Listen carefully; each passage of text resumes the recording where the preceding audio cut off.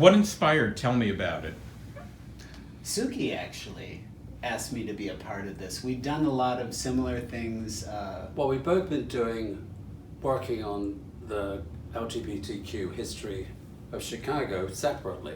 Mm-hmm. And I think at some point I knew we'd work together. I just didn't know when it was going to be.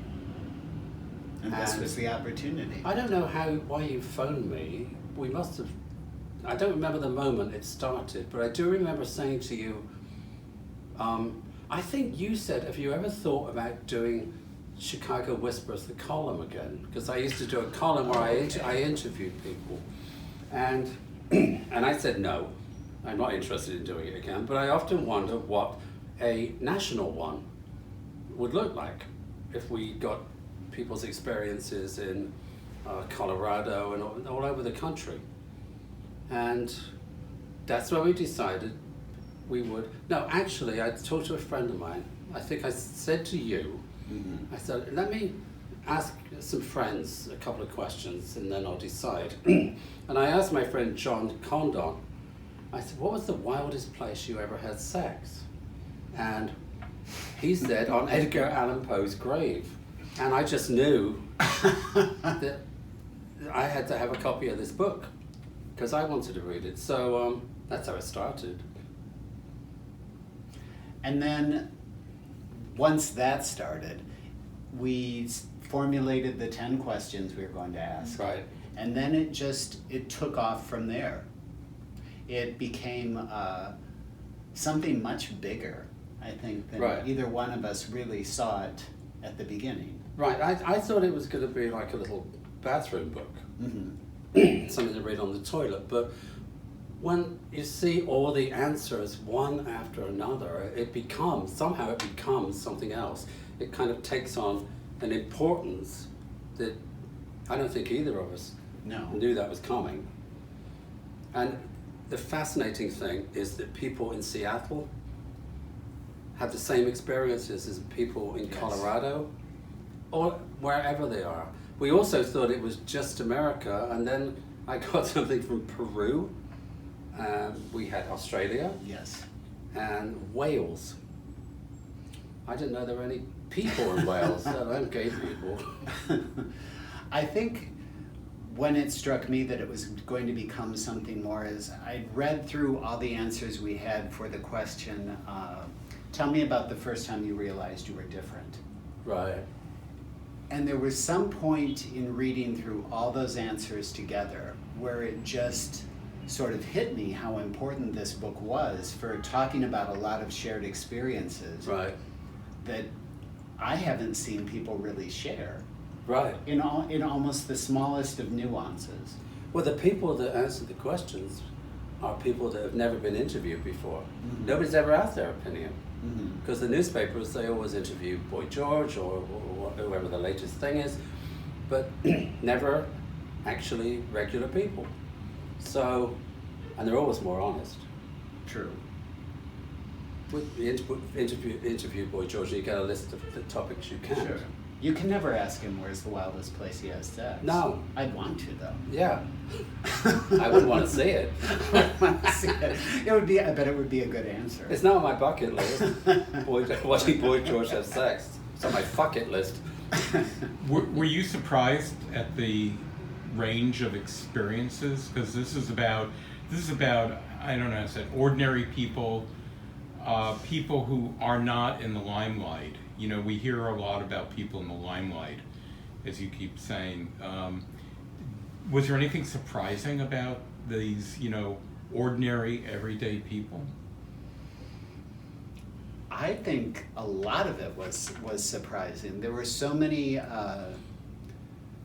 answers that just were really fascinating to me.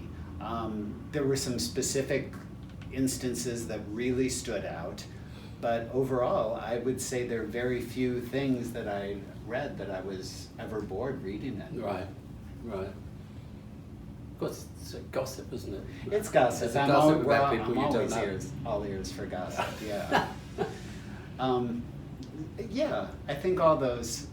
There were some great stories. There was the one, I can't remember who it was, There was one, when did you come out, what happened when you came out to your parents? And somebody said they got a detective to follow me. I mean, people's not, and what's the most common thing is people say, oh, my life was boring. But that's because they led that life. It's not boring to everybody else. No, not at all. I was absolutely fascinated by some of these stories. And I can't believe what some people, I was lucky, you know. I grew up in a more liberated place, maybe. But what some of these people went through is astonishing. I interviewed 3 people at the Transgendered Health and Wellness Center in Cathedral City, and I was just, as I sat there, I never really understood the trans thing. It was complicated to me. But listening to these 3, it was like, was a revelation. I didn't know this was all happening to people. I mean, great things and also terrible things, you know? And we survived through all of it. Well, I think one of the most interesting things in reading the book is not only, as we talked about, seeing the connections, so you relate more to people in the LGBTQ community, but also if you don't necessarily relate to them, it opens understanding, because it's basically one human being sharing their experience Right. to another group of human beings. And Yeah. there's always like this core of acceptance there that was really nice. Right, and that's the way I'm looking at it. Human beings. I don't think about what their body parts are, or whether they were bisexual. I interviewed a lesbian and I said, you know, when was the first time you fell in love? She said, rather sadly, it was with a man. And I said, tell me about that, because that's the first person she fell in love with. It was a man, you know. It's just very honest and sometimes quite raw. But always absolutely engrossing. I agree. I also think that it's touches on a lot of things, a lot of common experience that I really haven't seen talked about. Right. So hopefully it's going to be a doorway to maybe further understanding and further research for other people. Well, 100 years ago, we have no record of the lives of gay people, regular gay people, day-to-day lives. And when we look back, researching in that, it's difficult to see exactly what they went through or how they survived. But so I think I want this book read in 100 years, so people can look back and they knew the stories of the people that live now, but it would be back then. Well, actually, and the day-to-day occurrences and events and bars and everything else that people go to, just regular LGBTQ people go to, is so much more educational than a lot of the historical stuff you talk about, because usually the person is very wealthy or privileged. Right. And so you get a completely skewed point of view on what the average person did. So I'm so glad that this exists, like you said. So 100 years from now, there's some record of, you know, what people felt like going to a gay bar for the first time, or what lousy dates were like circa.